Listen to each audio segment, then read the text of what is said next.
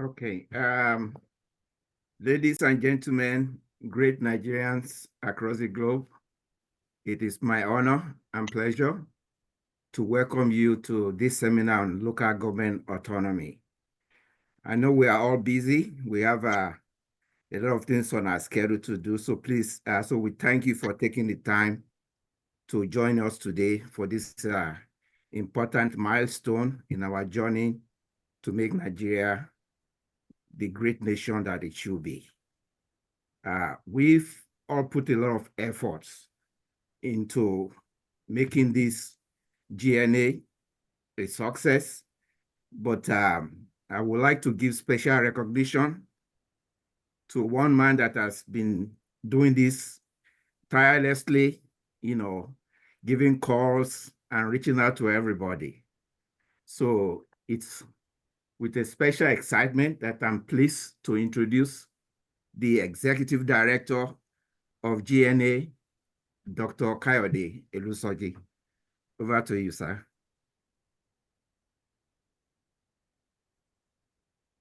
Thank you so much, Prince, for that introduction. I want to thank everyone for coming on stream today.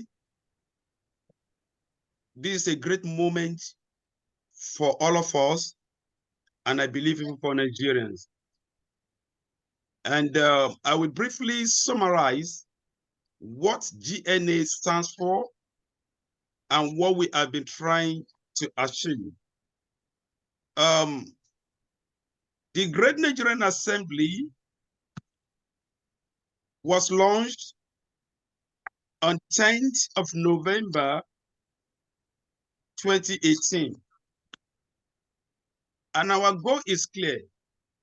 GNA is a global coalition of professional Nigerians who, of course, they are dedicated to leveraging their skills, capability, talent, and resources to empowering its members, and besides that, see how we can work collaboratively to move our country to the next level. We are non-political, we are non-governmental, and of course, we are not for profit. And it was originally funded as Nigerian Diaspora Foundation. Later, for us to incorporate all our people in Nigeria and to ensuring that it is all inclusive, the name was changed to Great Nigeria Assembly, GNA. And it is my pleasure to say that our mission is to unite Nigeria wherever we may be, empowering ourselves worldwide, and see how we can network, how we can grow our country politically and championing that future where every region in Nigeria can contribute to and benefit from a prosperous and equitable nation. Our vision to create a globally recognized and of course respected organization that can transform Nigeria not only into a beacon of prosperity, unity, and innovation, but essentially where every Nigerian, regardless of location, ethnicity, or creed, play an integral role in national development and global influence. I do believe that we can achieve this. We are great Nigerian. Let me quickly talk about our membership. We start from free members that anyone can join. And if you want to step further, get more involved, of course, you can join us in any of the membership category that we have, starting from the starter, and of course, it ends with a diamond and our partner. GNA operates through professional groups. Currently, we have 60 professional groups. This is the engine of the GNA, whereby ideas, innovations are conceived, whereby we look at how this can make impact in our nation. These 16 professional groups start with Power Up Nigeria Initiative. This is the group that is responsible to seeing what can we do for us to have light 24/7. We have Feed Our Nation Initiative. How can we feed ourselves? We have Technology Transfer Consortium, Alliance for National Security, Oil and Gas Consortium, and up to the Tourism Development Initiatives. All these are the engine of the Great Nigerian Assembly. The sponsors of today's program is the Initiative for Good Governance. Initiative for Good Governance is the professional group that is sponsoring today's seminar. And definitely we will have all other professional groups sponsoring one seminar or the other. GNA is essentially made up of two basic chapters. We have the grassroots chapters, and which of course exists in every local government in Nigeria as of today. We also have state or region chapter which exists overseas. And every Nigerian joining the Great Nigerian Assembly, if you are overseas, it means that you will have what you call a secondary chapter, which connects you directly to your grassroots, to your local government of origin or the local government that you reside, whichever one you choose.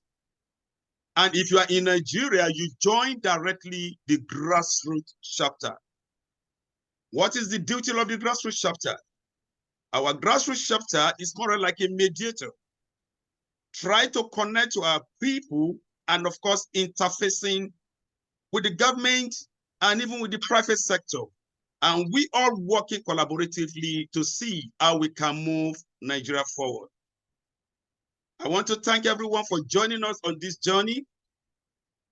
A conceived perception about all this is this: certainly a new Nigeria is possible. The present day Nigeria is one way or the other is the making of each and every one of us. But if we work collaboratively, we can of course create a new nation, a nation that you and I will be proud of. And towards achieving this, that is the essence of the Great Nigerian Assembly. You are all welcome to this program, this seminar, as I'm now handing us over onto Dr. Olusegun Apata, who will be introducing to us our special guest of honor and the discussant in this very, very important program. So thank you all, and God bless you all. God bless the Federal Republic of Nigeria. Thank you. Thank you, Dr. Olusoji. You're welcome, sir. I have the privilege of introducing our guest speaker, the discussants, and the moderators. And I say good morning, afternoon, or evening, depending on which part of the globe you're connecting from. The first person I'm going to introduce is our guest speaker, Professor Mobolaji Aluko. Professor Aluko is a distinguished academic and public administrator with a versatile career spanning academia, public service, and political advocacy. Currently serves as the Honorable Commissioner for the Ministry of Infrastructure and Public Utilities in Ekiti State under Oyebanji's administration from December 2022 till date. Professor Aluko holds a first-class Bachelor of Science degree in Chemical Engineering from the one and only great university, Obafemi Awolowo University, 1976, and has crowned it all with a PhD from the University of California in Santa Barbara, 1984. His career includes a postdoctoral lectureship at SUNY Buffalo and he has a 30-year tenure at Howard University in Washington, D.C., where he rose to the chair of the Chemical Engineering Department in 1994 through 2002. He is a pioneer. He is the pioneer Vice Chancellor of Federal University, Otueke, Bayelsa State, 2011 through 2016, and pro tem President/Vice Chancellor of the American University of Medical Sciences in Abuja, 2016 through 2018. He is a devoted family man, married and blessed with 5 grown children. Welcome, Professor Aluko. The next person I'm going to Thank you very much. introduce is Sir Ubochi Chibuzo. He's one of our discussants. Sir Ubochi is a distinguished barrister, solicitor, and economist, and legal/technical expert with a significant impact on the Nigerian diaspora in Europe. He has served as legal advisor and chairman of Nigerians in Diaspora organization, i.e. NIDO, in the UK South, championing initiatives to empower Nigerians abroad and contribute to Nigeria's development. He plays an active role in community leadership, supporting ethnic minorities and mentoring leaders. His dedication to inclusivity, good governance, and national progress defines his career and advocacy efforts. I take this time to welcome Sir Ubochi Chibuzo.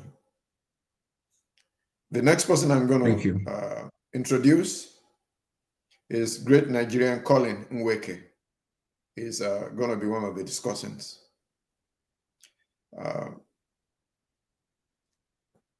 Nweke is a Nigerian-born Belgian politician, socio-economic development advocate, a consultant with a distinguished career spanning 18 years in local governance. Affiliated with the Green Party, he is the first non-Belgian-born individual elected to political office in West Flanders, serving 3 terms as councilman in Ostend, Belgium. His portfolios have included local economy, employment, diversity and inclusion, international development, and city-to-city partnerships.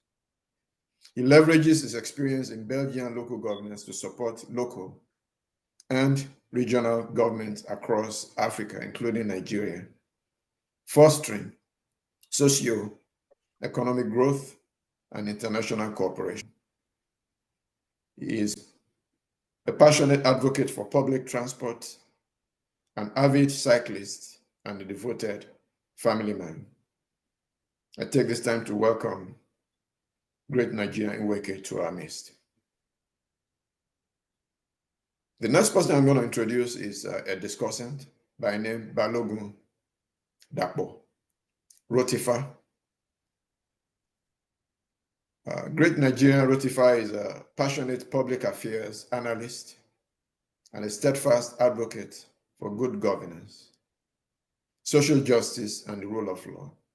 With a deep love for Nigeria, he has dedicated his career to promoting accountability, equity, and sustainable development, both within the nation and among its diaspora. His insightful commentary and advocacy efforts focus on transparent governance and effective leadership, which he believes are the pillars of a prosperous and inclusive society. He currently is based in Plano, Texas, and actively engages with the Nigerian diaspora, fostering unity and driving initiatives that bridge the gap between Nigerians abroad and their homeland. I welcome great Nigerian Balogun to our midst. The next person I'm going to introduce is a moderator by name great Nigerian elder Michael Ojo. a highly accomplished healthcare professional with extensive nursing and management experience. He graduated from the SDA Hospital Nursing School and a Bachelor of Science and a Master's degree from the University of Ibadan in 1983 and 1981, respectively. His career spans many roles, including registered nurse at the SDA Hospital, and he crowned it with being Assistant Director of Nursing at NYSC Health and Hospital Corporation in Harlem Hospital Center, and Associate Director of Nursing at Lincoln Hospital Center. Elder Ojo's passion for community development and dedication to Nigeria is reflected in his role as the past president of the Ife Oye North American Association, where he led impactful projects promoting Nigerian culture and community engagement with the diaspora. His wealth of experience and commitment to positive change is worthy of emulation. Welcome, great Nigerian Ojo. Other contributors include great Nigerian Reverend Oladipo Amos, a clergy and passionate Nigerian. Welcome, Reverend Amos. Next is great Nigerian Lekon Martin, a global IT expert and board member of several organizations. Welcome, great Nigerian Martin. The next is great Nigerian Adetokunbo Adeniji, a world-class IT expert from Atlanta. Welcome, great Nigerian Adeniji. Our one and only host, indefatigable chairman, and I can go on and on, is great Nigerian Kayode Olusoji. He's a global IT professional and the executive director of GNA. Dr. Olusoji, you're welcome to the forum. And the last but not the least is my humble self, Segun Akpata. I am a pulmonary critical care and sleep specialist with offices in Indiana and Chicago area. I welcome you all to the forum and thank you for your time. Over to you, Dr. Olusoji. Thank you so much, Dr. Akpata. I will now hand over to our guest speaker in person of Professor Mobolaji Aluko, who will be leading us in this discussion and, of course, paving way for the direction that the discussion will go. Over to you, Prof, and thank you so much for coming on stream. Thank you very much, everybody, for this invitation. I want to thank GNA. It's an impressive resume that you have given to yourselves. I heard what you were before, what you are now, and the fact that you have a number of groups, professional groups that make you up. I want to thank you first for inviting me. I want to thank Dr. Awofolaju, who I've known for a long time while I was in the US, for dragging me into being here. He knows that I'm always ready to talk about Nigeria. And I want to thank Dr. Olusoji too, who followed up on it and has been sending me information about the program. I've seen some of the people who are here on now. Let me give a shout out to Collins and Wiki. We have been in the trenches for a long time together as NIDO and so on, with all the battles that Collins has fought over the years. So most of them should be left unsaid. But Collins and I go back long ways, and I'm sure that there are some others who are on here. One of the things about being a Nigerian is that it is an affliction. No matter where you are, no matter how successful you are, you live where you are and you live in Nigeria. And that is why so many organizations, so many people who are successful in their lives where they are, who could, if they wish, care less about Nigeria and they'll live their lives. And there are many Nigerians who do that. But I continue to appreciate and admire everybody all around the world who, I believe, we just believe that Nigeria can be great. And we're just hoping that that greatness will happen in our time.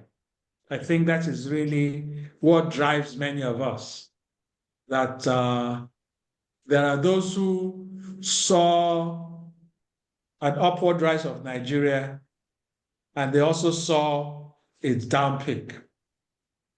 It is those actually who saw the upward rise of Nigeria and saw it and seen its down peak.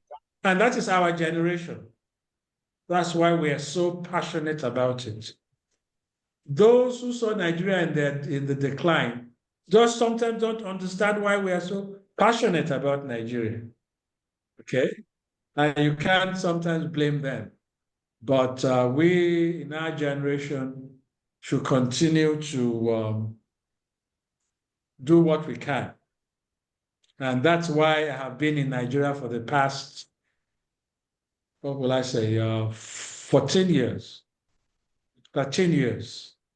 I had, as my resume said, I left the shores of Nigeria.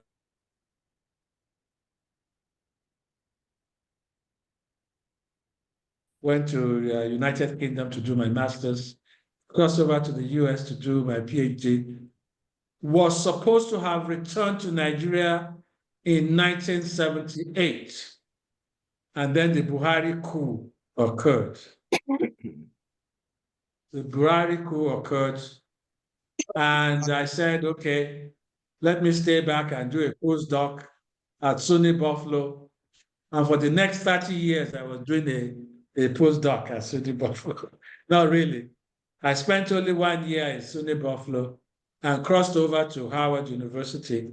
And for the next 30 years of my life, I worked as an assistant professor, associate professor, full professor, rose to head of department. Before 2014, I was called to be, or 2011, I was called to be vice chancellor at the university, the Federal University in Bayelsa. So I just packed my bags and came to Nigeria and have stayed in Nigeria since, from Vice Chancellor 1 in Bayelsa to Vice Chancellor 2 in Abuja to the cabinet in Ekiti State 2018 up until now. So I've been in the cabinet in Ekiti State through 2 administrations, through the Fayemi administration and through now the Oyebanji administration.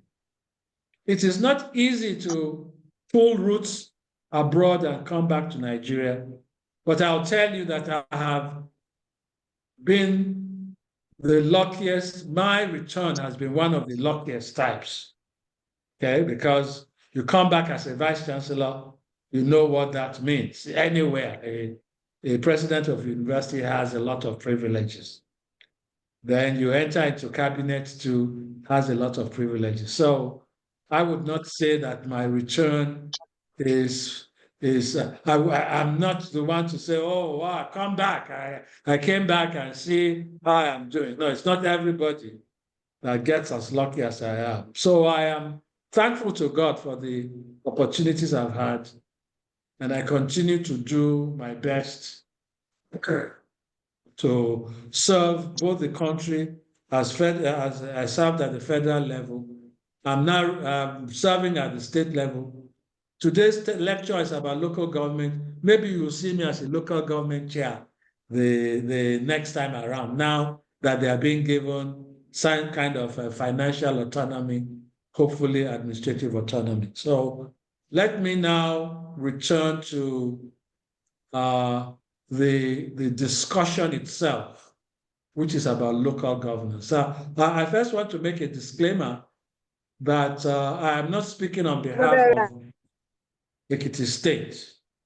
I am Commissioner for Infrastructure and Public Utilities, not Commissioner for Local Government. But I am interested in governance. If I were a member of your group, I will be in the Power Up initiative group, because I'm always interested in electricity. Without energy, no nation can go anywhere. And I will be involved in your Institution for Good Governance, which is the group that has invited me here, I understand. So I am here to talk about local government in Nigeria, the way forward, and what its prospects are. Let me begin by saying that Nigeria area is 923,768 square kilometers, or let's say 1,000,000 square kilometers. That is probably the only accurate data that you have about Nigeria. Check on Nigeria, you'll see 923,768 square kilometers of land, almost 1,000,000 square kilometers. But our figures, our population figures always go from 200 to 250 million. That's a wide berth. For this discussion, I want to put us at 240 million people. 240 million people. There are UN figures, UNESCO figures that talk about 6 to 8 persons per household. I will put us at 8 persons per household.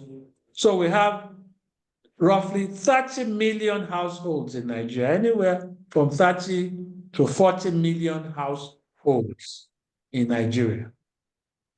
Now, my state Ekiti is 4 million. And I know that we have something like 400 towns in Ekiti State, from small to big. So if Ekiti State with 4 million has 400 towns, then I think Nigeria may have no less than 24,000 towns. Could be up to 30,000 towns. But I'm look, I'm an applied mathematician. I always use numbers to try and make decisions before I add in political considerations. So I will talk about anywhere from 24,000 to 30,000 towns in Nigeria. I would like to have some data to talk about that. So that gives us a broad view of people, because at the end of the day, you want to impact people where they live. Who are they as individuals? Who are they as families? Who are they as extended families that live in a town, and so on? So you need to have some idea of the way people congregate. So that's at one level. At the political level, we have 36 states plus the Federal Capital Territory. We have 109 senatorial districts. We have 360 federal constituencies. We have 774 local governments. And we have 8,806 electoral wards. Okay? 8,806 electoral wards and 774 local governments. It's important that we get those two figures right. 774 local governments and 8,806 wards. what these political units mean will be the first challenge of autonomy or a rearrangement of the Nigerian state. Because right now, INEC, because there are 360 federal constituencies and 109 senatorial districts, has to organize 470 elections, because 360 plus 109 makes 469, and then they organize the presidential election. In fact, do the presidential election, then they also do 36 state governments election. So when you look at 470 plus 36, 6,506. So INEC today, on an annual basis, except for those states that are off the year, they organize 506 elections. If INEC, which is one of the autonomous, one of the proposals for autonomy for INEC, for LG, starts to organize local government elections, they will now have to organize, in addition to the 506, they will have to organize 10,354 elections, because they have to organize local government chair elections for 774 local governments, okay? Because in there, they do chair and vice chair, and then they have to organize elections into the councillors for 8,806 councillors. So it will be an order of magnitude increase from the 506 elections that INEC is organizing right now, with all the inefficiencies and so on, to 10,354 elections that INEC will have to organize. Right now, it is the state independent electoral commissions that organize at the state level for councillors and so on.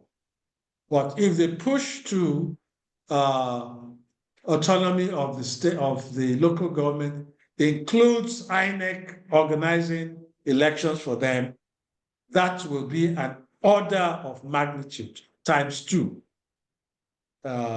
difference. They will go from 506 elections to 10,354 additional elections that local government, that INEC will have to do.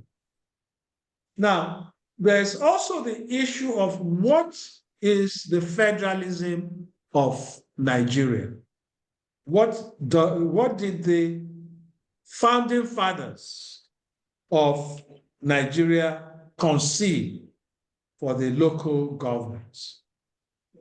It is not impossible that when the founding fathers, that is the 1960 Constitution, gave some pride of place to local governments. In fact, I always tell people that my father was the first local government chair of the town I'm talking from now in 1955. And that local government almost encompasses the entire state of Ekiti that we know now. It was an unpaid position, and he was the chairman at that point. But the Constitution of 1999, or the one of 1978, 79, the question is, what were the original framers of the presidential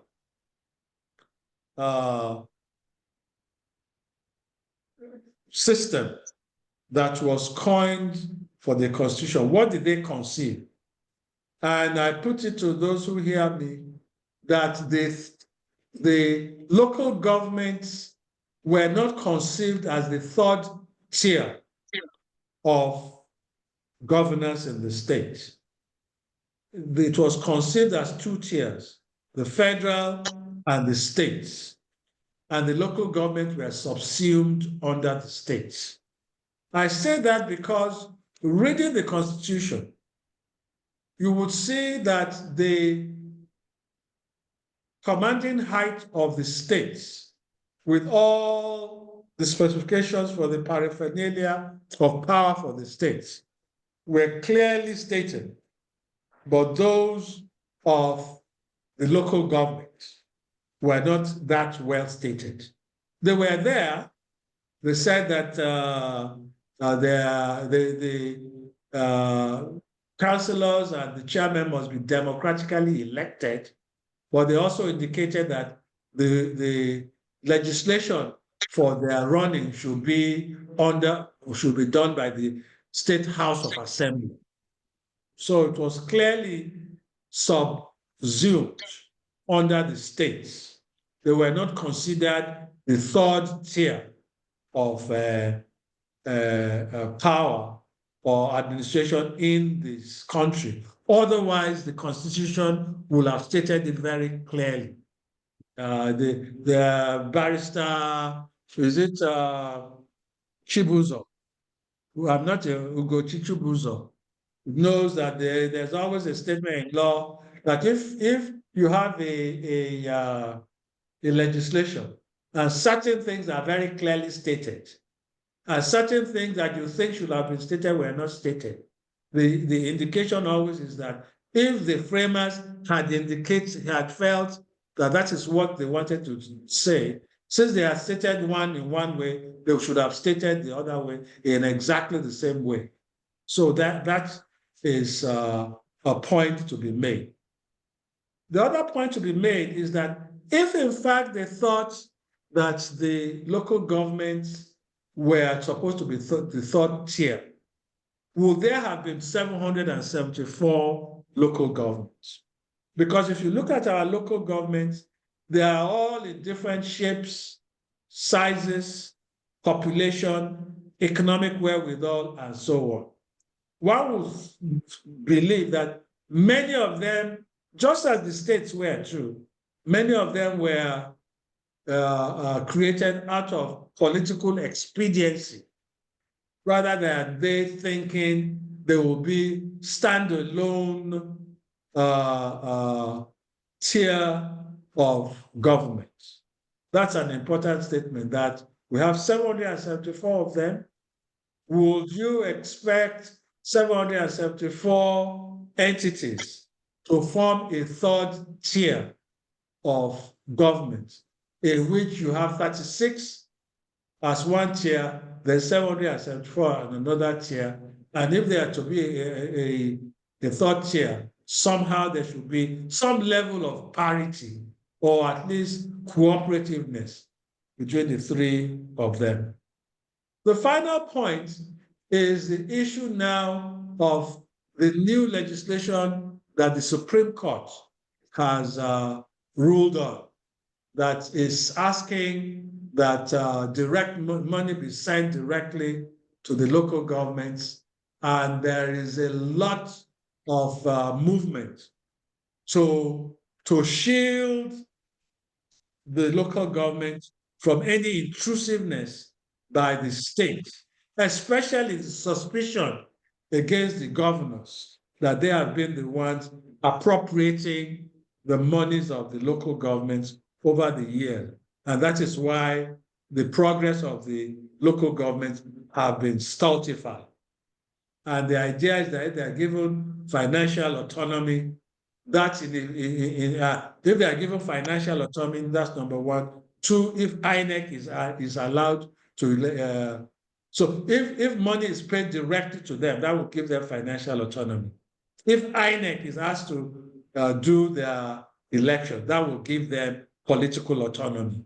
Because the idea, the thinking is that because SIEC is the state independent electoral commissions are the ones that organize the local government elections, and those ones are nominated by the governors. They have too much an influence on who is councillor, and that's why the governors are able to put their thumb on the chairman and councillors. And the question is then that with the new move, especially for those states who have created local community development agencies in addition to local government. My state, for example, has gone from 16 local governments to 38 local governments and local community development agencies, the same as Lagos State. And I think 7, 8 other states have all those LCDAs and LGAs.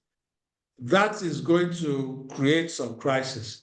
In addition to the fact that when the local governments were created and they have come to this situation, if you send money directly to some of them will collapse unless fundamental constitutional changes are made that allow them to raise revenue. It's not so much, and again, I've been in government for a long time. Before I became, in Nigeria, before I became the Commissioner for Infrastructure and Public Utilities, I was the Director General of the Office of Transformation, Strategy and Delivery in Ekiti State. So I knew all the accounting situation of the local governments.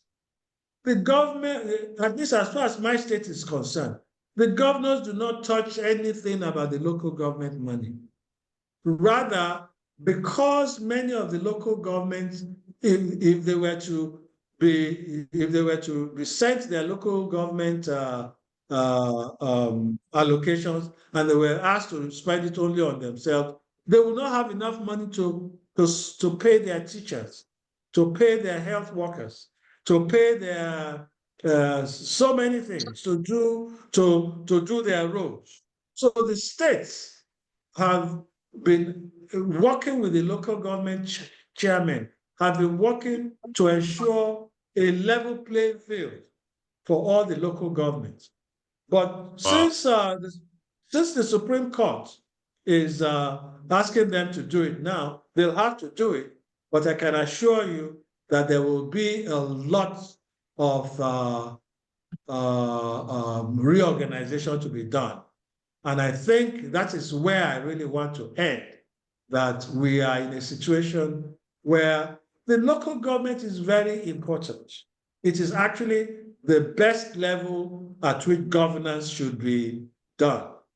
But how we have evolved, we need a strong reconsideration of how we want to get to where we went to. Again, I lived in the States for 30 years, 35, almost 40 years. I never visited the capital of my Maryland more than twice. The only places where I visited for administrative work was the capital, the headquarters of my local government. My colleague at Howard University was the chairman of my local government.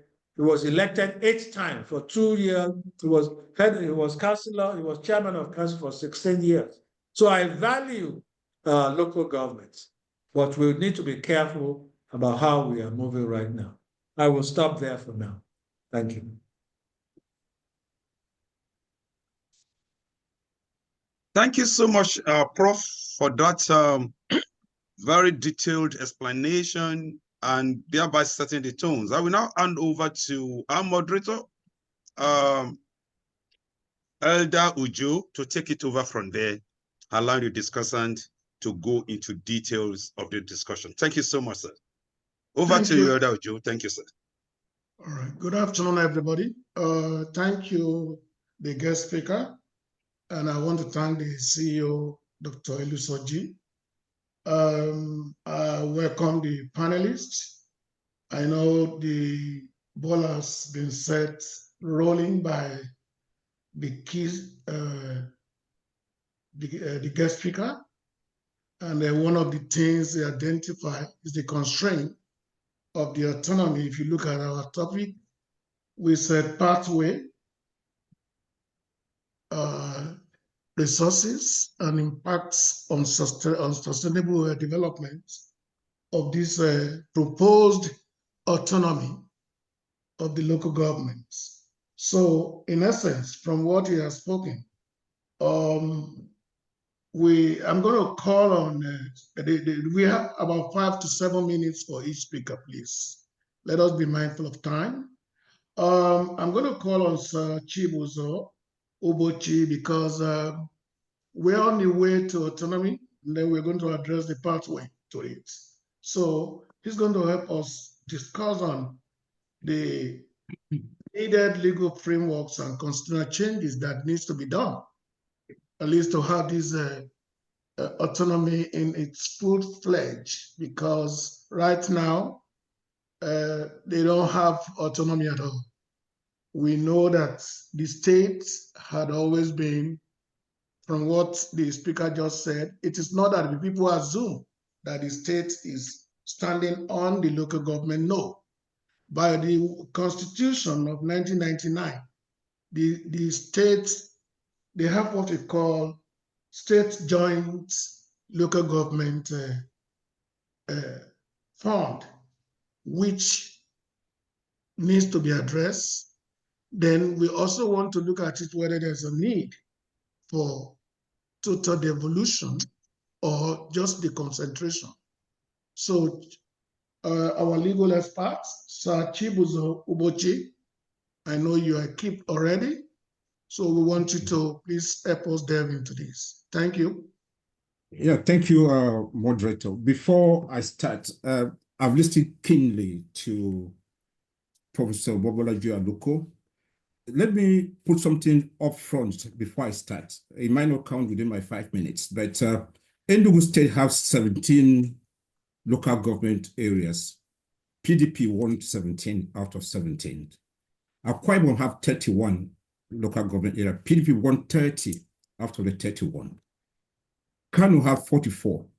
NNPP won 44. Ogun State had 20, APC 120, Benue 23, APC 120, Bauchi 20, PDP 120. Why I flag this up first, because our guest speaker, Professor Bolaji Aluko, mentioned what INEC can do and what they cannot do. Currently, I listened to him carefully.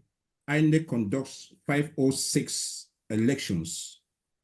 But if they are to conduct the local government elections, that will be 10,354 elections that INEC can do. Can they do it? I might say yes, but you might say no. The point is, let's start. I also have to thank the GNA for inviting me. I thank the guest speaker who I've listened to carefully. I also thank and say good evening to my fellow panelists. I can see my leader, Dr. Collins. I'm happy to be on the same panel with you. I think this is the first time I'm sharing a panel with Honorable Collins Moike, and I'm grateful for that opportunity. Good evening also to the contributors. I heard their names being read out, and also to the esteemed attendees. So I thank you all for the opportunity. My role as a panelist is simple. It's simple for me to tease out the legal framework and constitutional challenges from the presentation that has been done by Professor Mobolaji Aluko. One interesting thing about his presentation, unlike what I've heard before, is people quoting the Constitution left and right, using section this, article this, and subsection this. He was careful enough not to mention specific sections, and I applaud him for that. Why do I do that? Is because when we speak to, as a lawyer, when we speak to the general public, we don't expect them to go to the Constitution to be looking at those sections. They will expect them to understand what those sections are saying. So I applaud him for actually delivering without mentioning specific constitutional provisions. It's like you seeing me. You don't see the blood in me. You see me physically, but you know there's blood in me that runs everything that I do. That's what the Constitution does. There's a Constitution, there's subsections that work and make sure that things are gotten right. So we all agree, therefore, that without a strong legal framework, the local government cannot function as an autonomous community. So we need a strong legal framework. And that's what I'm about to tease out from the presentation. The local government cannot operate properly within their jurisdiction if there's no strong legal framework. We also agree that there will be no clarity, no responsibility, no functions or duties that are clearly mapped out if there's no strong legal framework. And there will also be interference and undue influence from one sector to the other, from one tier of government to the other, if there's no strong legal framework. So therefore, we have to look at those framework and see if it works for all of us. And the first, we all know, which our dear professor did mention, was somehow Section 7, which guarantees for us that there must be a local government area. But what happens to Section 7? And that's the question. It was now subjected to Section 8, which is what he also mentioned, making it subject to the state government or to the state legislative. That is the problem, and that is the challenge you have. You give the local government some powers and make it subject to another. That is the problem, and that's the challenge. What do we do with that? So that I can just have the challenge and see what we do. Can it be amended? Why not? And why can us not amend it to remove it being subject to a more superior tier of government? He also mentioned this most talk about financial autonomy. We know everything that goes around, somehow there's finance to talk about, which is the Section 162 of the 1999 Constitution as amended. Very brilliant idea. Put public funds into the local government areas. We all want that to happen. But what is the problem and what is the challenge? Suddenly, it's named as a state joint local government account. Why would you subject money being given to me to a more superior tier of government? That is the problem, and that's the challenge. Why can it not be done directly? And I thank our guest presenter, Professor Mobolaji Aluko, for pointing out that there's a recent case law that tried to solve and cure that problem. But will it be cured? That is the problem, and that's the challenge we have. He also mentioned the functions of local government areas, what they do. And that will lead us to the fourth schedule of the Constitution. It's always good to, as we said from the beginning, to have a strong legal framework to define the functions of local government authority. Yes, Section 4 defines that, but however, there's an overlap with the more superior tier of government. That is the problem, and that's the challenge we have. You can't say, for example, primary education is under the local government area, and then universal basic education goes under the state government. And again, the primary education is under universal basic area. Those are the problems, those are the challenges. You can't make the second tier of government more superior to the third. And I think Lagos State is one of the major culprits in this. Things that are meant to be done by the local government area, for example, billboards, licensing, and local government in Lagos State is the state government that does it. Why? Because that's where the money is. Why overlap functions? That is a challenge you have. And those are the problems that we all have. We all can agree that in Nigeria, we have the federal government is autonomous, an independent body. The state is autonomous. And those of us that come from the Southeast, we always say we come from autonomous communities. So if the federal is autonomous, the state is autonomous, and the communities are autonomous, why can't the local government area be autonomous as well? So does it mean when these autonomous communities come together as 3 or 4 to form a local government, suddenly the power of autonomy is taken away from them. That is the problem, and that's the challenge we have. I'll leave us with these thoughts that the problem with the local government autonomy might not be the laws, or is it the laws? Is it the interpretation of those constitutional provisions? Or is it the implementations of those constitutional provisions? Or is it their enforcement? I might think it might be the last one, but I'll leave it for all of us and for the panelists for us to think about. Is it the laws? Is it the interpretations of those laws? Is it the implementations? Is it the enforcements? I'll live one day to see when a police officer, a corporal, will arrest a commissioner and go through with it. That day, I would think Nigeria is getting to where it's meant to be. The enforcement, to me, must be the most important. Thank you for now. Thank you, Sir Chibuzo. We've had the essence of the legal frameworks and the needs for constitutional changes. By design, this panel is assembled to include somebody who's directly there, and that is Professor, our guest speaker, Professor Aluko.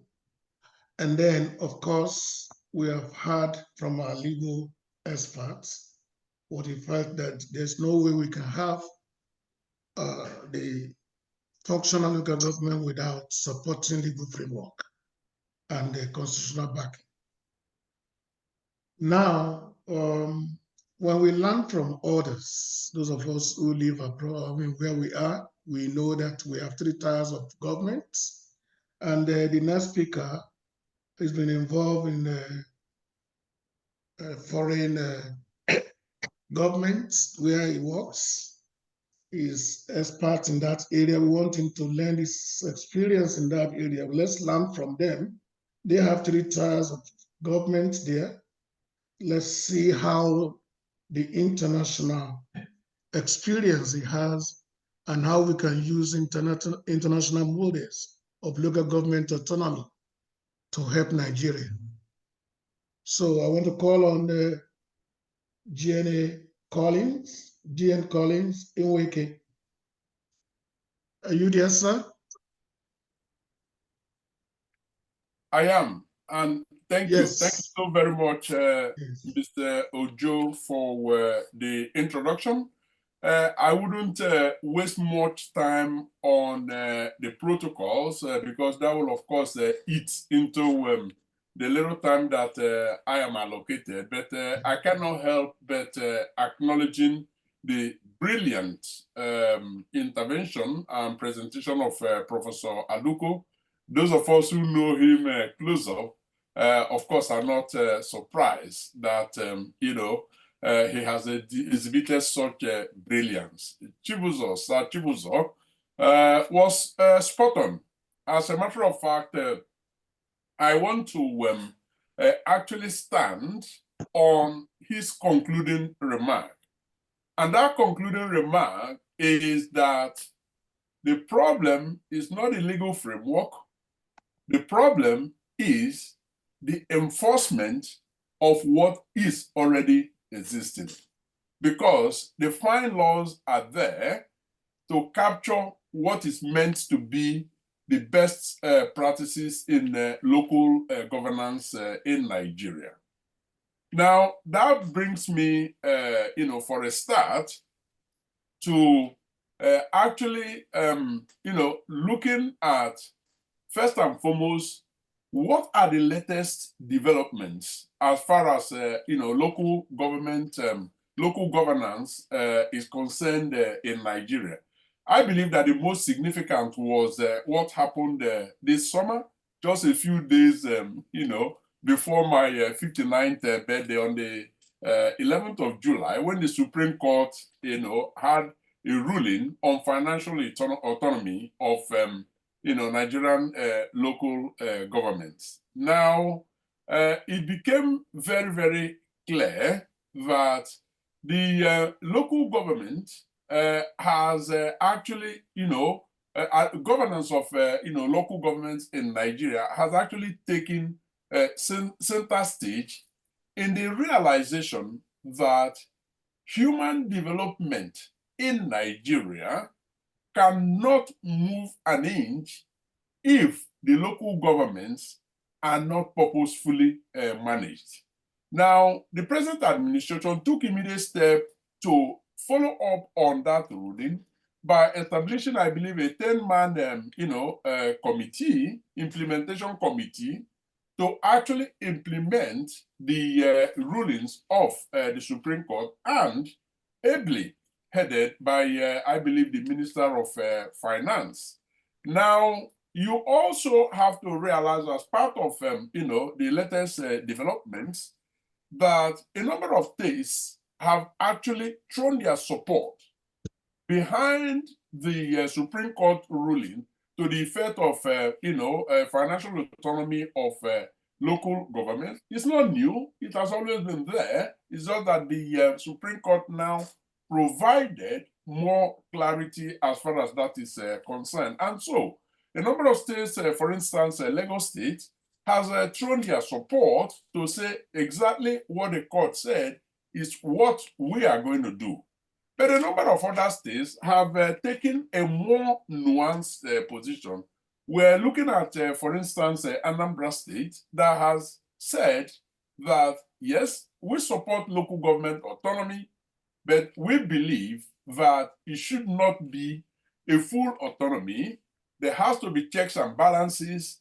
Somehow they have to defer to the state government. And so they actually promulgated a new law in Anambra State that is meant to curtail the, or in their own, words, to actually check the potential excesses of the financial autonomy that the Supreme Court ruling has, given to local governments.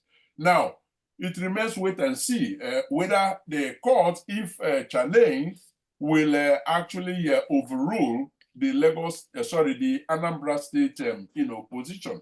But that is what it is in regards to where Nigeria currently is as far as local governance, particularly autonomy, is concerned. Now, let me come very, very quickly, because time is in there, to my specific brief, which is to look at international best practice as far as local governance is concerned, drawing from my 18 years experience as local government practitioner under the elected Green Party councillor at the Austin City Council in Austin.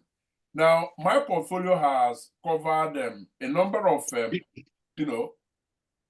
sorry, am I being heard? Yes. You are being heard. Okay, thank you. My role has covered a number of portfolios, including local economy, social policy, but also inclusion, accessibility matters, and so on and so forth. And so I can very conveniently draw from those experiences to say to myself, now, out of some of these practices that work wonderfully well out here in Belgium, where I still serve, and by the way, serving out my third and last term, which of these practices are transferable to Nigeria? Now, I have looked at it very clearly. As you guys know, I mean, my initial orientation was Nigeria, born, bred there, before migrating, okay? I became an adult here, and most of my experiences were gathered here. But of course, I maintained that, link with Nigeria. And so I understand, hopefully, what can work in Nigeria. Now, international best practices in local governance are anchored in my views on 6 core principles. Principle number 1 is decentralization. Go left, right, center, back, forward. Decentralization, if you don't have it, forget it. It is not going to work. I mean, in terms of, take for instance, there is a pavement that is loose. Young mothers and grandmothers cannot push, the baby, wagons there. Those that use, wheels, the less mobile individuals, they cannot, it is the local government that actually fixes those things. And so without decentralizing the powers to them and the ability to make financial decisions, it is simply not going to work. That is my experience. And then you also look at participatory governance. Now, Dr. Aluko took us through part of what INEC is now meant to be doing. And, Sir Chibuzo actually, provided some further addendum to that. Well, I believe that what they have done is not, they are not reinventing the wheel. It is being done elsewhere in the world. I think it remains to be seen the extent to which that participatory governance, starting with elections, how it is going to pan out in Nigeria. In principle, the increased scrutiny that actually would lead to participation of citizens is a very good thing. But I think it is important to also take the Nigerian nuances, the Nigerian idiosyncrasies into consideration. Am I optimistic that it's going to work or that it's going to fail? No, but at least I will give it a chance.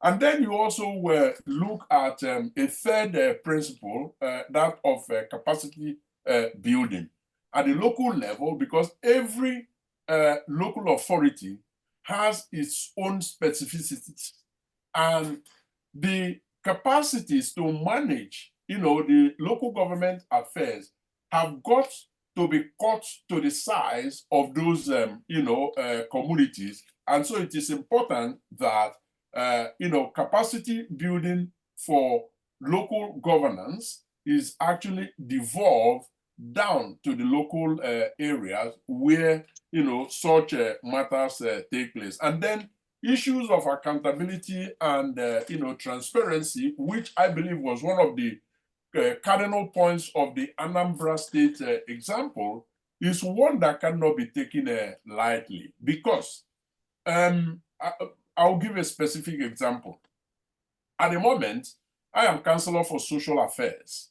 Now, that means that issues around approval for individuals seeking social welfare, income support, and so on and so forth, are our core business at the Council for Social Affairs. And each councillor has got to deal with each file specifically. So you are not dealing with a collective, you are, actually assessing individuals. Now, you don't do that in a vacuum.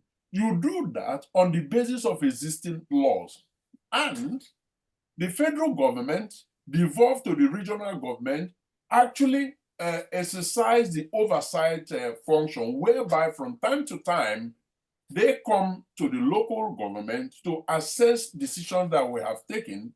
I mean, it's not like, putting us on the spot, but actually making sure that the issues that we have handled, decisions that we have taken, are in line with the law. And the finances that we have expended are actually also in line with the provisions of the law. Sometimes they draw our attention to something that isn't that very well done.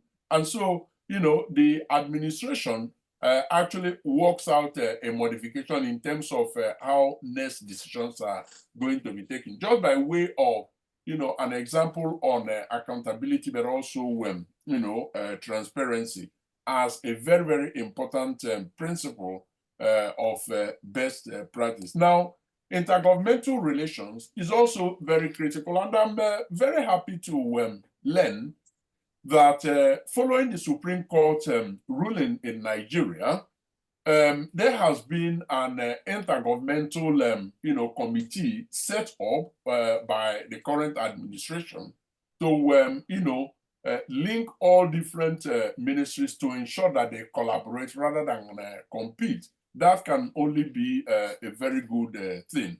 And then finally, so resource mobilization, is a very, very critical factor, because local endowments, there are a huge number of local endowments specific to a specific region.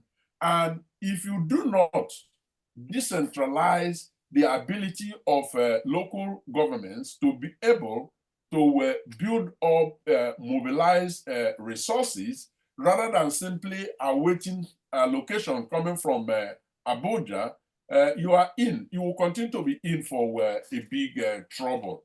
And so all in all, it is important to actually state that what has happened over the last 5 months since the Supreme Court ruling is actually to kind of rejig the system. There is nothing, the ruling does not contain anything new, but it has reaffirmed what had been there, but has not quite been practiced. And so a debate of this nature, and I have to pause here to thank GNA Kayode for his steadfastness in pushing these issues slowly but steadily. And I believe that we are heading somewhere with this initiative. Thank you for the opportunity to speak to you on this, and I look forward to further engagements. Thank you, GNA Collins Nweke. Thank you for your submission. By and large, you have dealt with the idea of borrowing from where you have functional and autonomous local governments. You have shared your experience. There is a need for intergovernmental relation in terms of collaboration and not competing. And that is essential. And of course, I'm going to call on the next speaker. That's my brother, Balogun Daporotipa. Is somebody I know very well, and I know that is versed in public discourse.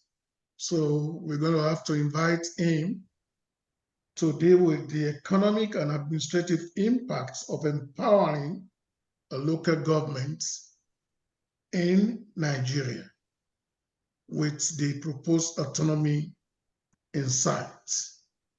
Balogun Rotipa, the floor is open for you. Thank you very much, my elder Ojo. Thank you. Thank you to the organizers for dragging me here in the midst of highly accomplished scholars.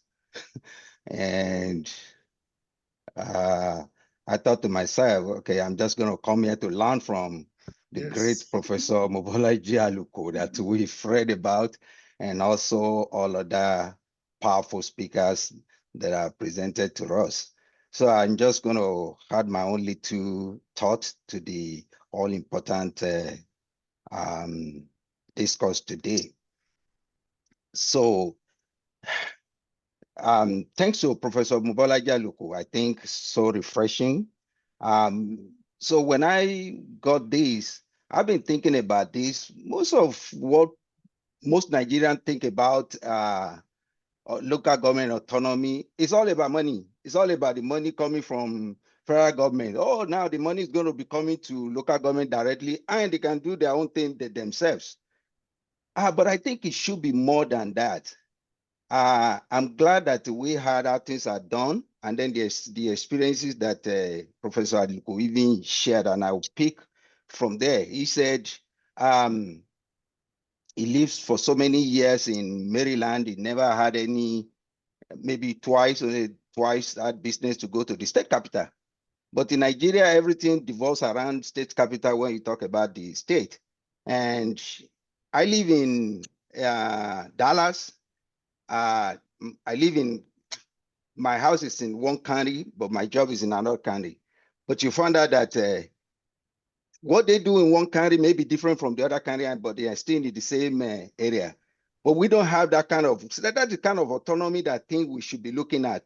What are the core functions and the constitutional expectations of local governments that they are not doing beyond just waiting to share money and just disappear with that? I think we should be, those who are looking to correct all these anomalies, whether with the ruling or with the whatever changes we want to make, should be looking into, for us to start, this is 21st century, we should start to do things the way, the normal way that it should be done. What are the constitutional expectations of local government that they have not been doing? And that would lead us to see the same, look, the governor is sitting down in the state capital, making rules for local government, and everybody just have to abide and whatever he does. A friend of mine who happens to be in local government administration in Ibadan said that their governor bought some equipment and was making every local government to pay for it.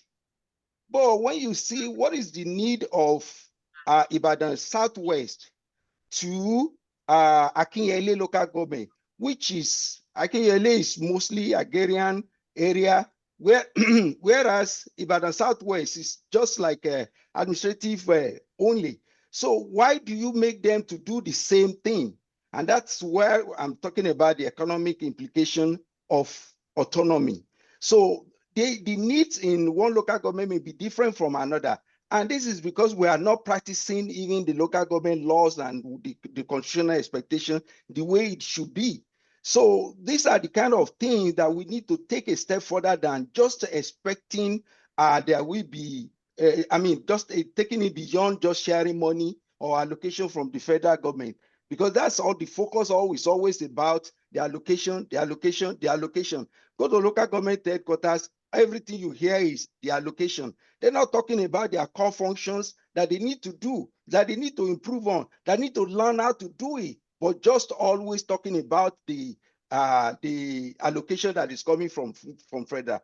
And also look at even when we now talk about the administrative expectation or the impact, or Professor Aluko mentioned about in Nigeria, looking at our population now, it took it to be maybe around 240 million. We have 36 states. We all know some of these states are hardly even viable. All these states, whether the states, whether the local government, were created out of political expediency. It's not even based on anything.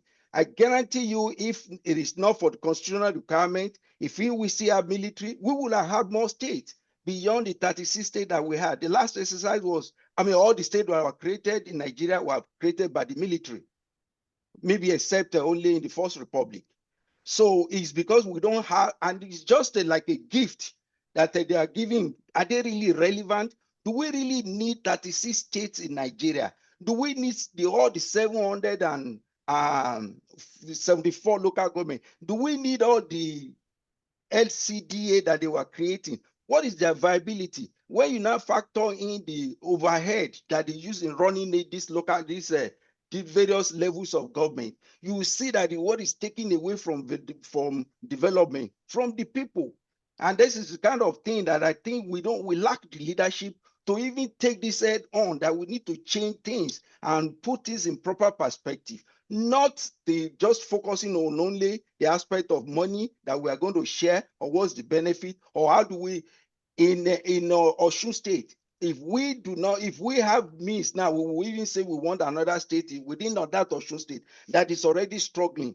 We want more local governments in our area. What is the viability? What are they really doing? I think these are the kind of things that we need to take this discourse beyond just what everybody focus on the allocation that we're talking about, to take it to the core duties of local government and state government, and everybody to start to function the way it should be as laid down either in the constitution, and for each local government to be able to make their own bylaws that's applicable for them to be effective. Those are the kind of things that I think we need to take on. I'll pause for now. Thanks for the invitation. I really appreciate this.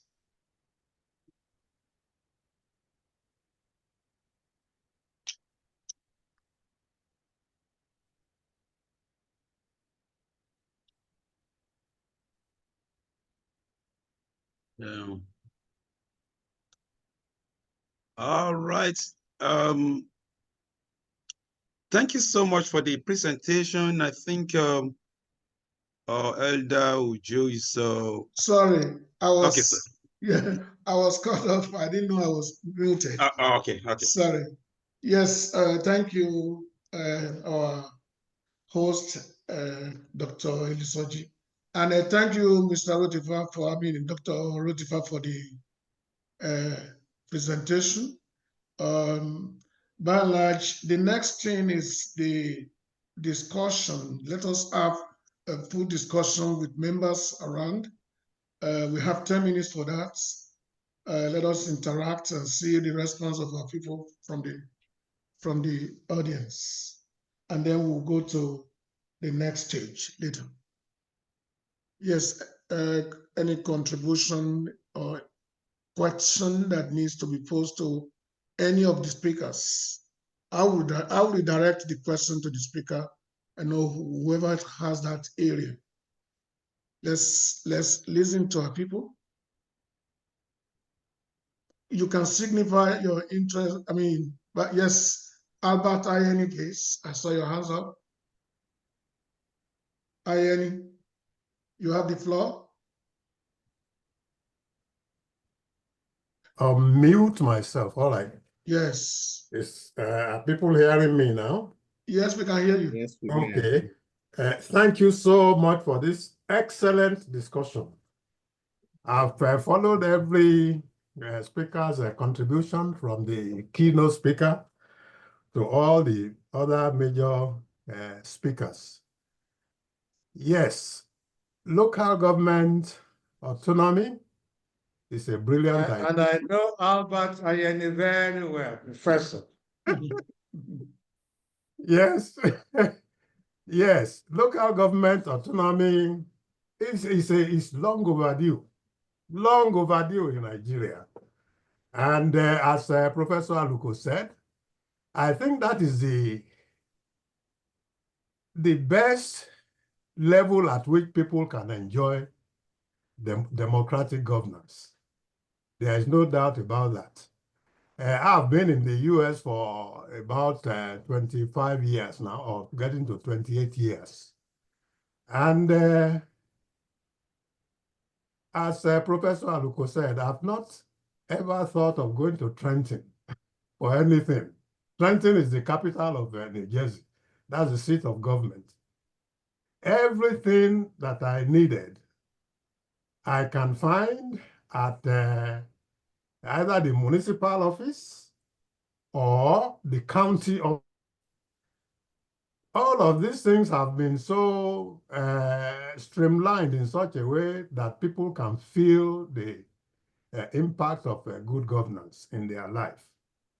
We haven't got there yet in Nigeria. And the question I have is for the autonomy, local government autonomy, to take effect and become something that everybody will be proud of. How well has the government thought about educating the people in Nigeria?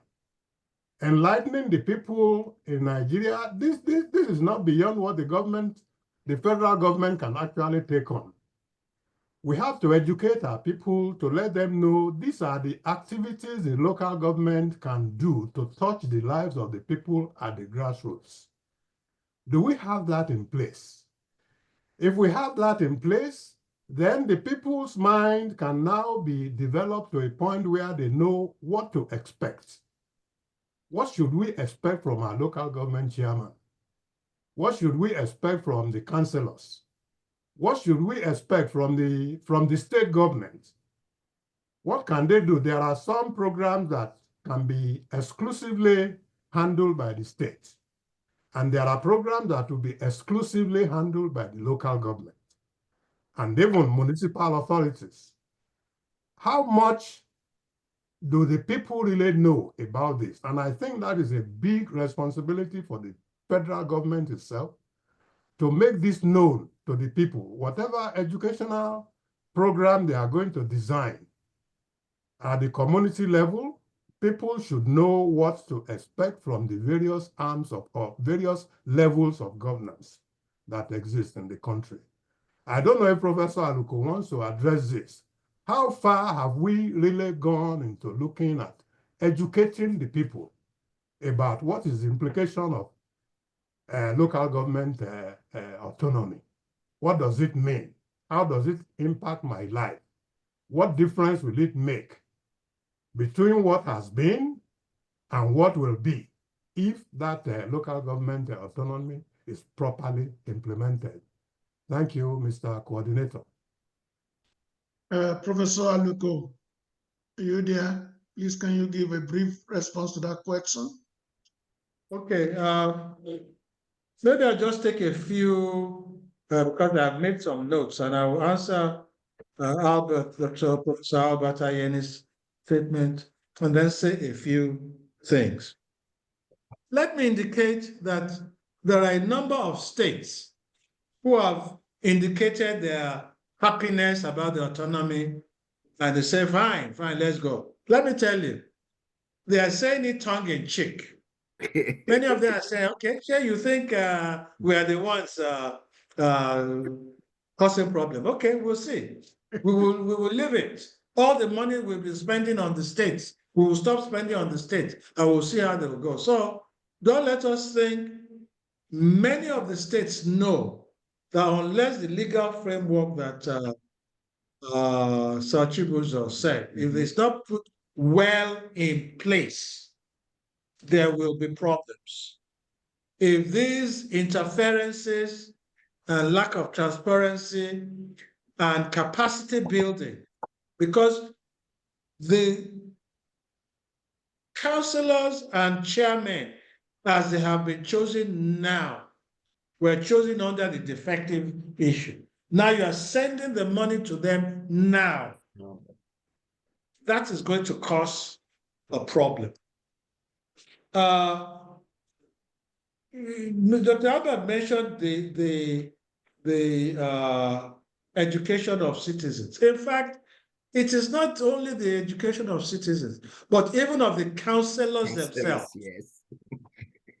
The chairmen are the local governments right now, not even the councillors. I come from Ayekire local government, going in LCDA and Ayekire LGA. About 2 weeks ago, I called in all the councillors in my local government, said they wanted to come and meet me, and they came into my office. About 11 of them, because there are 11 councils, 11 wards in my council. So there's a councillor per ward. So there are 11 of them came. And I asked all of them, have you seen the budget? They said no, except for one.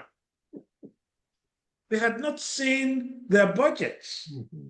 So I brought out the 2023 budget and the 2024 budgets. It's as tall as this. None of them had seen their own budget. And the accountability and your ability to do anything, to even do any advocacy on behalf of your ward, because these councillors come from wards, and they should be able to say, this is what my ward needs, so that when the budget is being made, it is put in the budget of the ward. So if a councillor has not seen a copy of his budget, they are supposed to be the parliament of their local government. Remember that when we talk about these tiers, the federal has a state assembly, has a House of Assembly and a Senate. The state has a House of Assembly. The local government, the local government should also have their own legislative body. At that level, That does not just exist. All the councillors do is get a salary every month. So that's part of the legal framework that needs to be done. So capacity building, the issue of participatory governance. I have even stated to our past governors that we may start to think of having a zero-party governance, local government in Nigeria, because there are many, many people in our local governments who are retired principals, retired teachers, retired civil servants, who go back to their local government but are not interested in being PDP or APC or ZLP or whatever, but they want to be able to assist to move the local government forward. You know, and I know that, yes, there are times the local government, when they talk about Green Party and Republicans and Democrats, but at the local government level, party politics is a lot de-emphasized, because the needs of the people at the local government level is beyond parties. They want their schools to function. They want security. They want the fire service to work. They want their recreation parks to work. They want their sidewalks to be safe. That has nothing to do with politics. So we need to think about the issue of participatory politics, governance, and whether we should not really, whether some states, again, because we're a federalism, there's no reason why some states cannot decide that in their own state they want a zero party. It will still be democratically elected, but zero party, so that the issue of parties are de-emphasized. So I like the 6 points that Chris and Weke listed that. I've written them out, and I think they form a good, at least, set of talking points that one can talk about. I'll stop there for now. Thank you. Thank you, sir. Prof. I have a question. I didn't see hands up, but I have a question I need to ask, and that is the area of transparency and accountability. Because when Balogun Rotifa was talking, said what some people are jubilating about is that the money will come directly to the state now, to the local government now. And you know our people right now, the priority of Nigeria is money, and it's not even how it is well spent. So that is the truth of the matter. So how do we ensure transparency and accountability? That's one. Then two, what role is the technology going to play, and how are we going to involve our youth? Because when it comes to technology, most people in government now, elderly people, most of them are not as vast as our youth. I was listening to one seminar before I came in here. One guy who said the people in Abuja, they were frustrating them when they introduced their technology because they don't want it to work. So they are frustrating them. So, and that is hearing directly, that's a feedback from our youth. So I want to ask Balogun Rotifa, how do we empower the youth? How do we get them involved right from the grassroots in this local government something? How can? Balogun Rotifa, please. Thank you. I think Professor Aluko actually provided preemptively the answer to that in a way. So let's start from where he said the enlightenment is not even just the people, but even the operators themselves don't even know. And how do we get accountability when people that are elected to be accountable don't even know their roles and are not prepared to play their own role other than just be interested in what comes to them. And to be honest with you, I think Nigerian youth they're not totally unaware of what's going on. Yes. But they're dealing with a lot of problems that make it seem like they're not, because they're dealing with survival issue, economic problems, fear of future, looking for ways to get out of the country, all that kind of thing, make it look like people are not interested, but people are actually interested. Yeah. The only problem with the average Nigerian is average Nigerian is looking for how to be relevant to what he complains against. So, and this comes back to what we always talk about, the leadership. The leadership, everything is leadership. If we don't have people who can, like they are jubilating about autonomy, but most people don't even know what it means to them. So, and there's nobody providing leadership for that. That's going to leave us in the same situation or even a worse situation. So we like the first, I think, sorry if I don't get the name correctly, Ayeni. He asked about enlightenment. I think this is part of what we're doing now. Is also part of the enlightenment, and it needs to be intensified. When people start to know what their rights are, what not only their right but even duties, then the society becomes better for it. So we need to enlighten people more about the implication of most of what they even don't know about, that they talk about loosely or they celebrate without even know what the implications are.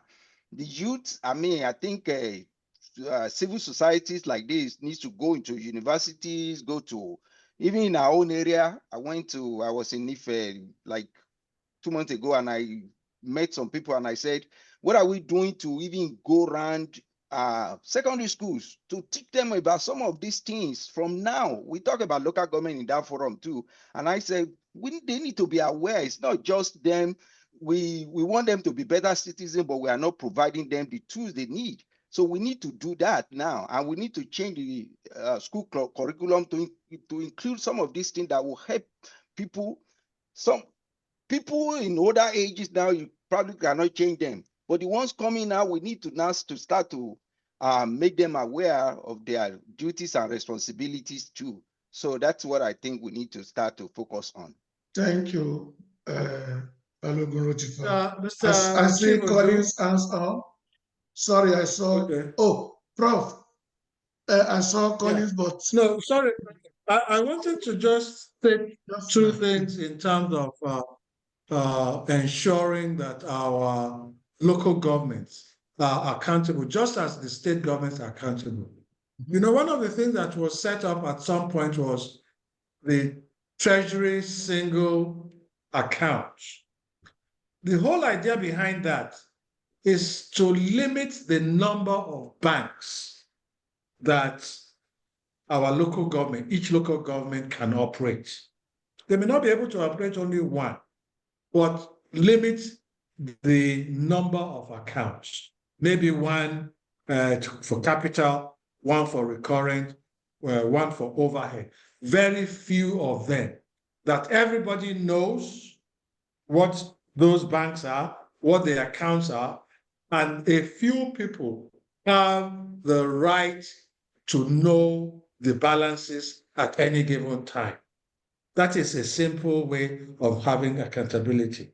The other accountability has to do with technology, that they must publish their budgets and on a monthly or quarterly basis, publish their expenditures so that on their website. So every local government should have a website in which they publish their expenditures on a quarterly basis so that citizens, as well as even auditors. And the last issue is the issue of a local government auditor that is independent of the chairman. It's important that this auditor is able to check these bank accounts, can at any time get into a particular office and ask for their books. Because if we do not do that, then we will just be creating a financial cesspool, and the situation will be worse than what we wanted it to be. Thank you. Thank you, Prof. Sir Collins? Yes. Yes. Thank you very much. I wanted to just quickly zero in on two points that Prof has, raised. Again, drawing from my experience here in the Austin City Council to actually, support the point that he made. That point is around participatory democracy. Now, he talked about, not his own specific word, my word this time around, eliminating party politics in, local governance. Well, let me share with you what has been incrementally happening out here. Now, elections, local government elections are, of course, done on the basis of parties. However, we have seen an increasing trend of cartels being formed.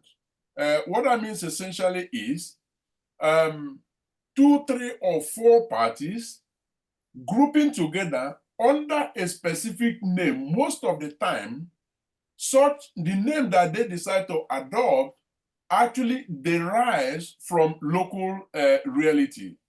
In specific terms, in the election that took place, out here in Belgium 5 weeks ago, local government election, actually, a cartel was formed in my specific city, comprising of the Liberal Democrats, the Christian Democrats, the Greens, whereby they took a specific name called Pride of Austin. That was the platform, the political platform on which they presented themselves to the electorate to say, we are dealing with issues specific to you as local local citizens, and we are doing so not from a specific party political ideology, but on what unites us as a community. And so, yes, this is a trend that is beginning to win acceptability, because ultimately the citizens are beginning to see this situation from the point of view of, yes, I am retired, but I'm not tired. I still have a lot to offer. I was a teacher. I know what exactly the local education system is lacking, and I still have the time and the ability, and the passion to do that from a policy perspective. And so they decide to do that through a through politics. Now, the limitations in the past had been, no, I don't have to align to any particular political party to be able to do that. And so such cartels offer them that opportunity. So it is a trend that is already happening and winning, in acceptability. Again, accountability, local, independent local audit is paramount. It is a given here. As a matter of fact, my colleagues listening to me push this as something that has to be done will actually laugh at me, because they will find it ridiculous that it is not already happening. And as a matter of fact, automatically, where you get independent audit of what is happening. Now, in Belgium, specifically to my constituency, to my locality rather, part of it is actually left in the hands of the civil servants, because civil servants are not, party political operatives. They are independent. Their interest is the state. And so they do part of the audit, and then also independent auditors, come in. And then through local, platforms, for instance, you have up to quarters, different villages within the community where they have their monthly meetings, you can call it town hall meetings, where the mayor actually presents himself for individual citizens of a specific locality, a quarter within the town, actually takes him to task on things that he had done or hadn't done. That is one sure way to, increase, participatory democracy. And I believe Nigeria has a lot to learn from that. After all, we do have wards, and those wards are represented by councillors. Now, they need to now devolve those powers to the wards, the ward councillors, that can then, people can take them to task. They are doable. The structures are there, but they have to be made to work. Thank you. Thank you so much, GNA Collins Nweke. Thank you so much for your contribution. I want to invite the host to do the roundup because we don't have all that time at our disposal. I think we have done a little justice towards the whole entire topic. I want to thank Prof, the guest speakers, and I also want to thank the panelists for their contribution. So I will invite Dr. Kayode Olusoji to do the roundup. Dr. Olusoji, please. Thank you so much, Jen Uju, and thank you, Prof, and thank you all the discussants. This has been so excellent. One thing that is obvious here is the need for a partyless, so let me put it that way, structure to be as a middle agent between the citizen and the people who are in governance. And this is where the Great Nigerian Assembly actually comes in. All what we have been discussing, now it is obvious the need for a structure like Great Nigerian Assembly, even at the local government level. This is not a structure that is talking about political parties. This is a structure that is actually dwelling on the experiences of all those retirees that we are talking, that Prof mentioned. This is where their ideas, their knowledge will be brought together. They will form the core at the grassroots, whereby they can ask the local government question because they are feeling the impact. They know what is happening. And as a result of that, GNA has been playing a significant role as far as this one is concerned. And I'm so happy that the need for this is now becoming so obvious. When we are talking about party affiliations here and there, it will not really help because that is not the direction that we want to drive at. The direction is all about good governance.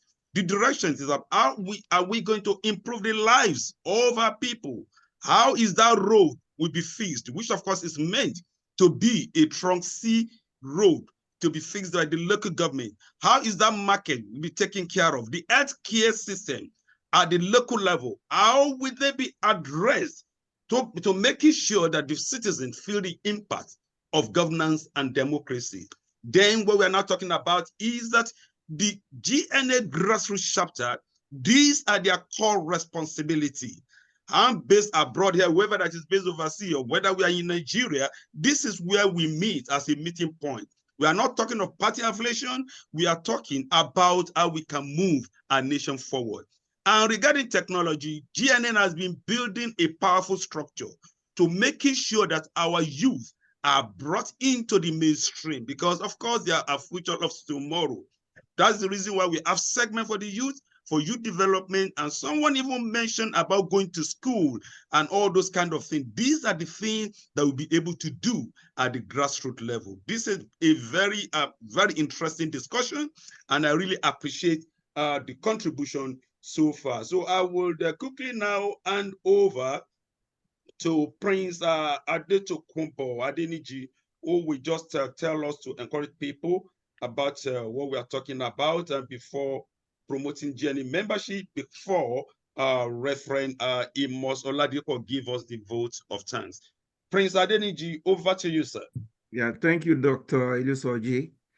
As we all, listen to all the panelists, the guest speaker, we have passion. All of us have passion, for making Nigeria great, moving it forward.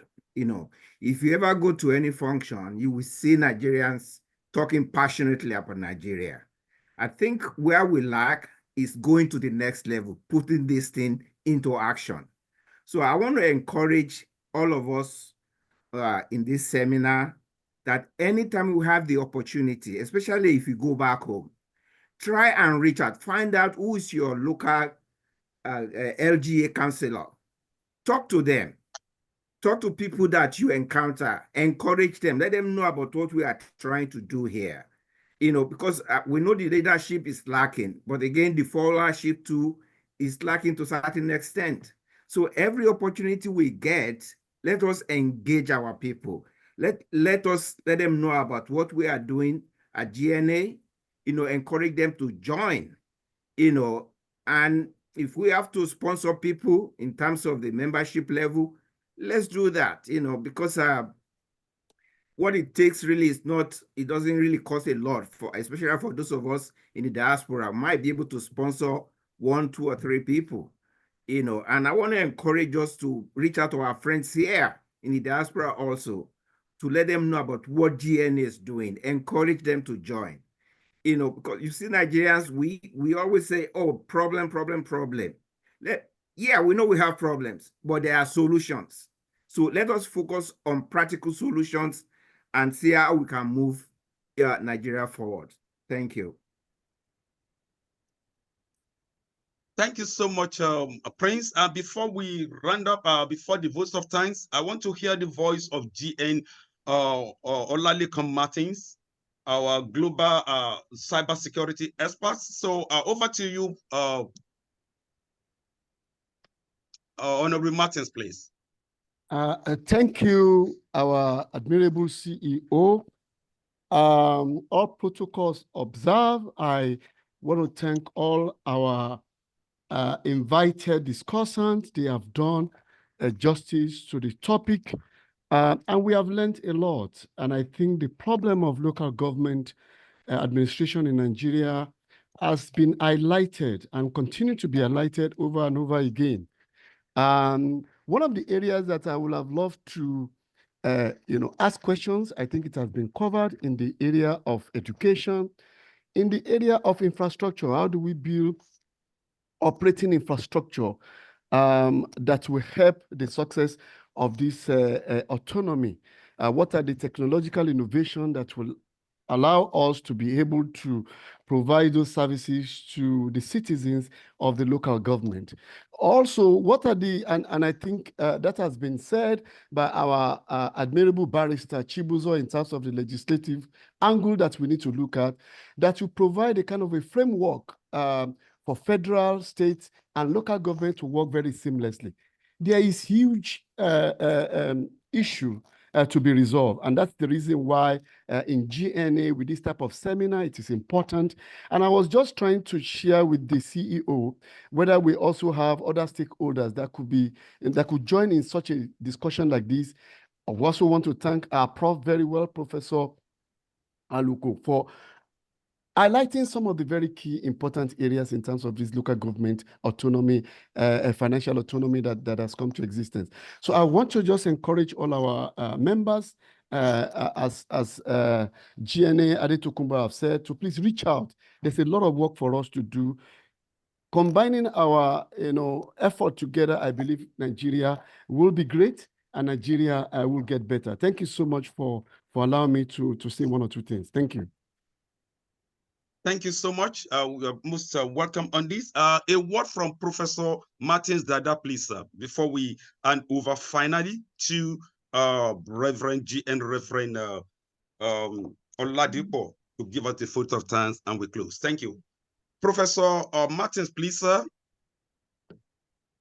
Yeah, good evening, sir, Yes. to all the participants on this program. I'm sorry I will not be able to put on my video. Yeah, I'm just coming from the airport. I'm still in the taxi. So just to encourage and say we appreciate the efforts being put in place to think about our country, to improve the livelihood of our citizens, to promote the human development indices, and to see that we have an educated citizenry that can participate meaningfully and intelligently in decision making. An agglomeration of ignoramuses will not move the nation forward, but we need people who are enlightened. We need experts and who will take expert decisions and will also help the generality of our people. On this note, I want to thank you very much. Thank you so much. Chairman and everybody. Thank you so much, Prof. That is interesting. And now over to you, GN Reverend Oladipo Himos. Over to you, sir.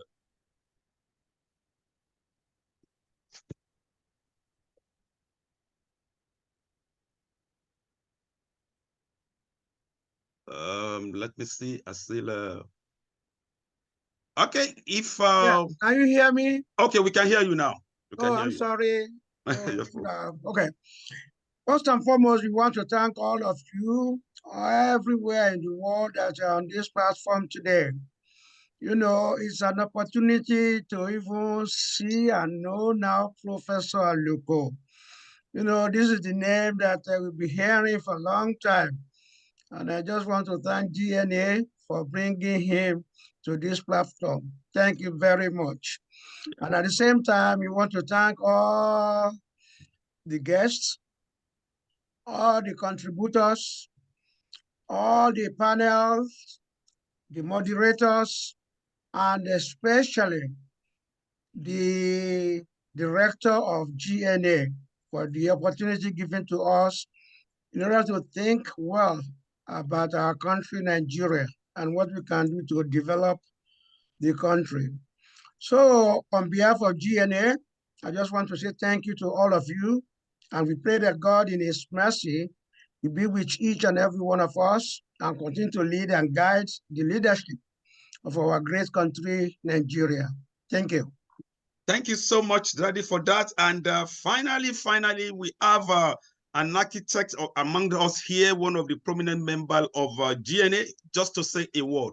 Architect Simbo, over to you, ma.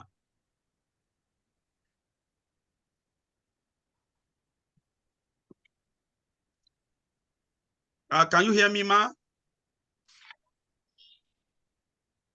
Maybe it's she's Architect Simbo, please. All right. Okay. Before you say the final word, you know, yes, there are certain things that I should have said that I did not say that I want to say right now. Okay. You know, we want to invite all of you for all the programs that are coming forth in the year 2025. You know, there are some initiatives that the GNA that we are doing, and we need people to support us. So the first one will be Feed Our Nation initiatives. This will be in January 2025. And there will be seminars from the earth for all Nigerians. That's a very, very important part. This is going to happen in February. And GNA Global Conference is what we are looking forward to in October next year. This will bring all of us throughout the world together, you know, as we even experience the micro today.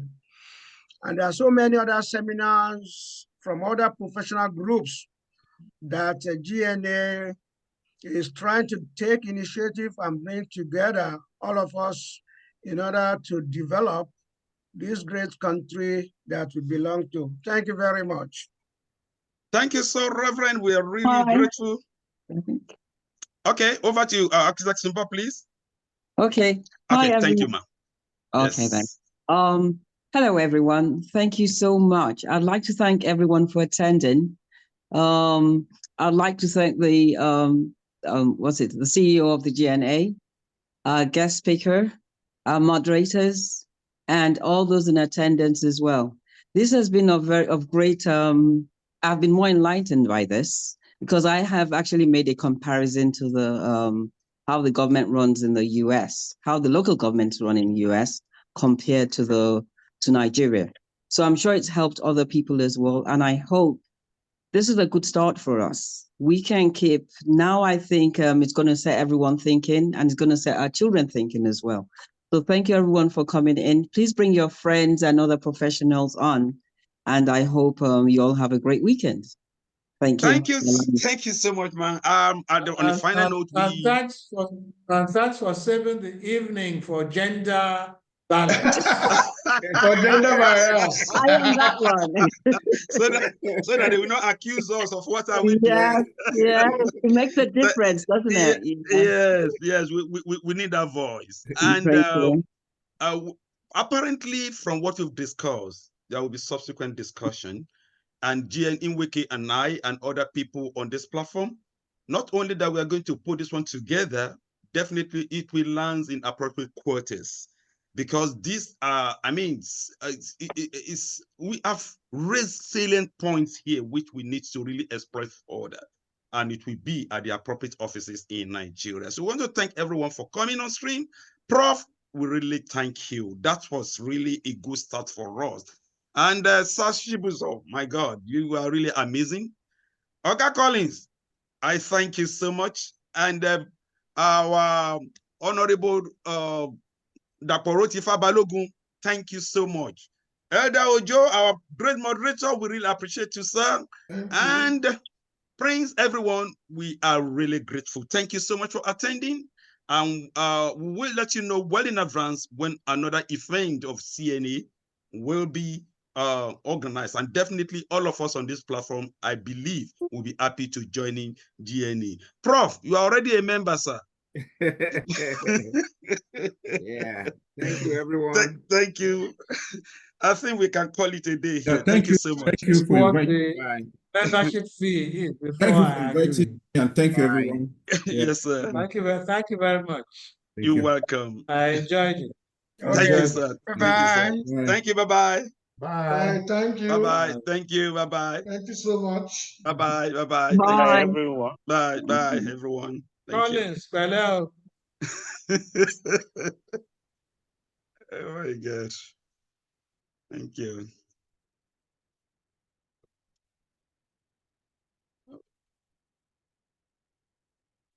Wow. And thank you, guys.